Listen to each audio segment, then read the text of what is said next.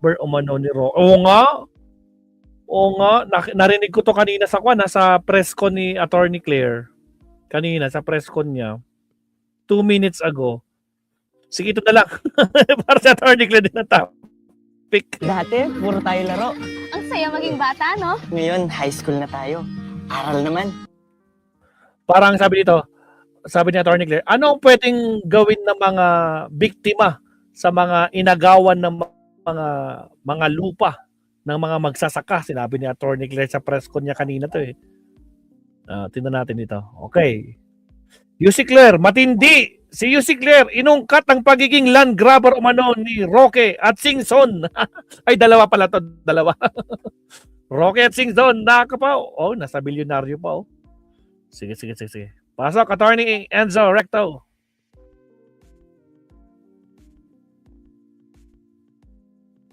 Tagal ah. Attorney, pasok.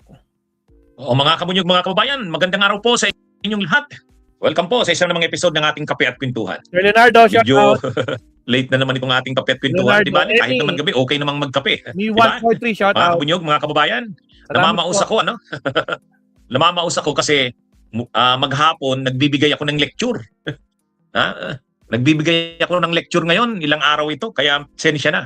Alas 8 ng umaga hanggang alas 8 ng gabi, may binibigyan ako ng lecture ng mga estudyante. Special na seminar ito, special na seminar, hindi ito tungkol sa law, kaya medyo namamaos ako. At kaya hindi rin regular yung pag-live ko. Pero nakita ko itong Kabunyog Ramon Soriano. Nakita ko itong kay Yussi Claire Castro. Matindi sa isang formal press briefing ng Office of the Presidential Communications Office, yung Office ng Presidential Communications PCO, ay talagang inungkat Talagang inungkat. Binukas ni Yussi Claire Castro yung issue ng pagiging land grabbers umano ni Roque at Singson. Yan din ako believe kay Yussi Claire Castro eh. Walang preno. Imaginin mo, palace spokesperson ka, iungkat mo yung ganyang issues sa sa official press briefing niya.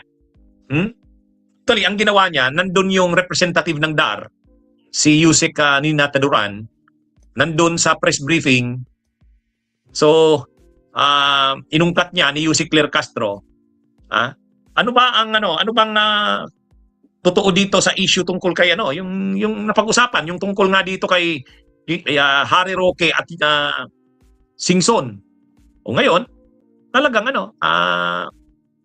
sinabi mismo nung DAR na mayroon ngang mga balibalita na mayroong mga land grabbing na kaso, hindi nga lang daw sa Mariveles, hindi nga lang daw sa Bataan, kundi maging sa Ilocos. Alam naman natin yung issue ng land grabbing kay Roque. Gamit na Roque yung corporation ng kanyang asawa, ng kanilang mag-asawa, yung Biancham. Yung Biancham Corporation, ginamit nila yon para palabasin na binili nila yung lupa ng mga residente ng Mariveles. Pero ang totoo, hindi. Ayon sa mga magsasaka, peke yung mga deed of sale umano. Hindi naman sila pumirma doon, sabi ng mga magsasaka.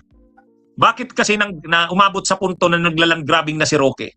Ayon sa investigasyon, ayon sa mga aligasyon.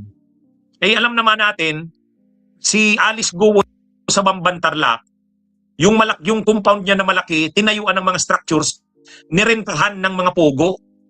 Malaking pera. So alam ni Roque yun. Tapos doon naman sa Purok Pampanga, malaking compound din, tinayuan din ng mga buildings, structures, nirenta rin, lease. Inarkila ng mga pogo. Ang laki rin ng pera. So nakita ni Roque yun, kung nagawa ni Alice Guo yun sa Bamban, at nagawa rin doon sa Purak, bakit hindi magtayo na lang siya ng compound din sa Bataan? Sigurado pag nagbukas siya ng compound, ipaparinta niya sa mga pogo operators, malaking pera. Kaya lang, kailangan niya ng malaking area, land area, yun. Kaya nagkaroon ng mga pangangamkam. Actually, may kaso dyan si Roque. May kaso si Roque dyan. Yan na nga yung sinasabi ni Ramil Madriaga, na kaya siya ginantihan ni Ari Roque, inasuhan siya ng kidnapping, kasi tinulungan niya umano, sabi ni Ramil Madriaga, yung mga magsasaka ng Bataan para kasuhan si Roque. Anyway, kung sinong nagsasabi ng totoo dyan, malalaman natin yan. Ito namang si Singson, alam naman natin yung issue. Yung lupa doon sa Narbacan, 50 Narbacan. million ang halaga noon, yung totoong valuation. 150. Ha? Lupa ni Singson na di umano'y galing sa pangangamkam, land grabbing. Ha? Land grabbing, ano daw 'yon? Produkto ng land grabbing umano ni Singson, tapos bininta sa munisipyo, sa bayan, sa LGU ng Narbacan, Ilocos Sur. Ang valuation ay 50 million, ginawang 150 million. Grabe. Oh. Samantalang linangrab nga lang yung lupa na 'yon. Ha? Oh. Kaya ito mga kabunyog, mga kababayan, inungkat ni Yusek Claire Castro. Kaya tingnan nyo yan sa Billionaire News Channel. Land grabbers, Yusek Castro may buwelta kay Singson at Roque. Ngayon, ang medyo binibili ba natin dito kay Yusek Claire Castro, talagang inungkat niya. Ang iba, kung ikaw spokesperson ka ng palasyo, hindi mo yun iuungkat. Medyo masela na issue yun. Kaya lang talagang, nandun yung DAR, si Yusek Taduran. Tinanong ni Yusek Claire Castro, ano po bang totoo dito? Oh. Sabi ni Taduran, ni Yusek Taduran, Nina Taduran, mayroon nga kami mga balibalitang ganyan, pero hindi lang yan sa Bataan, kundi pati daw sa ibang lugar. O ngayon, ang sabi ni Yusek Claire Castro, inungkat ko lang naman ito kasi kung mayroon man tayong mga kababayan na kinakamkaman ng lupa, ay magpaabot sa DAR. O, tapos pinaliwanag ng DAR kung ano yung procedure. Anyway, mga kabunyog, mga kababayan, itong si Roque talaga, dahil sa kanyang nakita niya kasi yung laki ng perang involved sa illegal na sa mga pugo. Magtatayo rin sana siya ng compound ng pugo doon sa Bataan. O kaya lang nangyari yung kay Bamban Mayor Alice Guo. Na-expose yun ngayon. Pagkatapos ng Bamban, naungkat naman yung na-expose naman yung Purak. O, kaya yung plano ni Harry Roque na magtatayo ng compound ng pugo sa Bataan, kaya siya nangangamkam ng lupa, hindi natuloy. Anyway, ito mga kabunyog, mga kababayan, maganda rin at inungkat ito ni Yusek Claire Castro.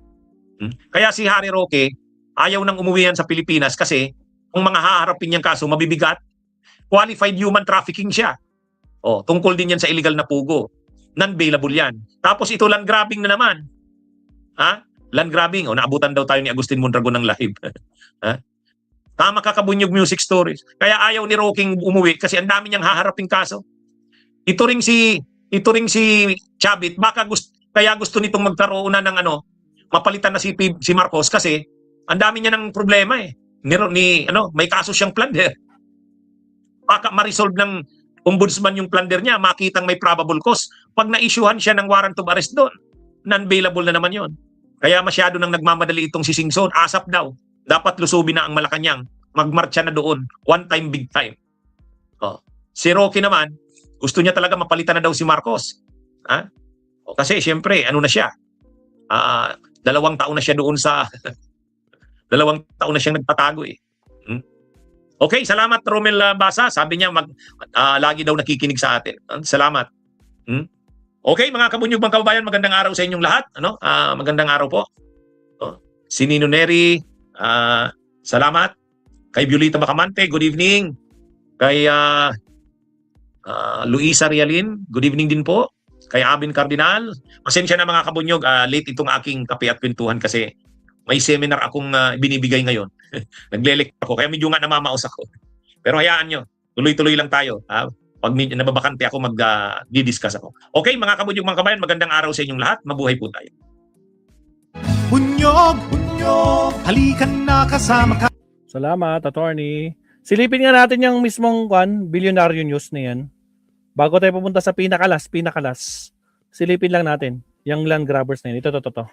Ito yung ginamit ni attorney. Mix it up, pair it up with Burger King's King Feast for Me.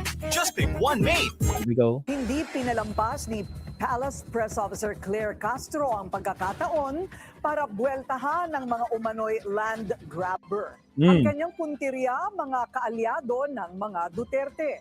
Narito ang agenda report ni Alvin Reyes.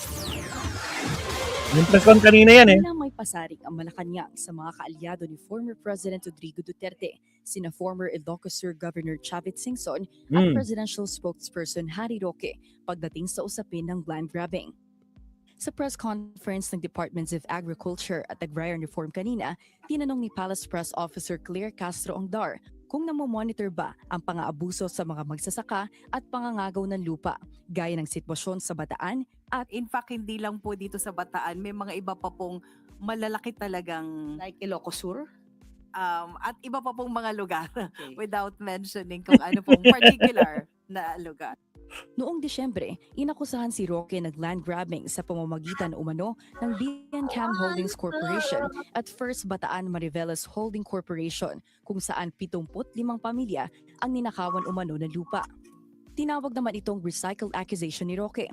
Bukod sa wala raw itong basihan, pag-atake lang daw ito ng kampo ng umano'y dating bagman ni Vice President Sara Duterte na si Rabil Madriaga. Si former Governor Singson naman, kinasuhan ng plunder noong Oktubre, kaugnay ng nasa 150 million peso allegedly defrauded property na ayon sa complainants ay nasa 50 million pesos lang talaga ang orihinal na halaga. Pahabol ni Yusek Castro na itanong niya lang ito para alam daw ng publiko kung saan lalapit sakaling gipitin ng ibang tao ang kanilang mga lupain. Para yung ibang mga farmers ay hindi naman mawalan ng pag-asa Mm. dahil meron tamang ahensya na dapat puntahan at hindi naman po bingi sa kanilang mga hinaing. Ayon naman sa DAR, maaaring lumapit ang mga magsasaka sa Bureau of Land Acquisition Division para sa mga kaso ng land grabbing. Matatanda ang binitawan na ni Singson ang Pangulo pagkatapos ng eleksyon at isinapubliko ang kanyang pagsuporta kay VP Sara na presidential bet niya raw kung papipiliin siya ng kandidato para sa 2028. Para sa agenda, Ivy Reyes, Billionaire News Channel. Yun eh. Yung pala yun. Nako po. Kaya bubuwisit na naman itong mga kan, no? Tumagarapatang to. Lalo sigurado si Pugante Roque, no? O nako po, kapag nagreklamo sa DAR yung mga nanalan grab nila tsaka ni Singson, nakapaw. Sigurado. Naspak naman nun sa Leonardo. Okay, mag-last topic po tayo. Pagbigyan nyo ako. Ito na yung pinakalas. Ito na yung pang-8. Ang dami, no? Ito na yung pang-8 natin na topic, Mausat, no? So, kanina may 4 tayo. Yung mga naulit ko. Tapos ito kay Attorney Recto, Attorney Claire. Tapos itong, ano? Ay, 7 pala, sorry. 7 lahat, 7 lahat. Akalain mo, nakapito tayo ngayon. O, pinakalas na po ito, Mausat. Dito tayo mag-e-ending, Mausat, no? So, again, maraming salamat po sa mga bagong pasok. Shoutout po ulit kay Sir Leonardo, Ilocana. Sino pa ba mga nahuli natin dyan? Si Me143, Ilocana. Si N-Time, nandyan pa din. Si Benji Uy. At saka sa lahat ng mga nandyan, shoutout sa inyo. Countdown muna tayo. Last main topic po tayo. Last subtopic tayo.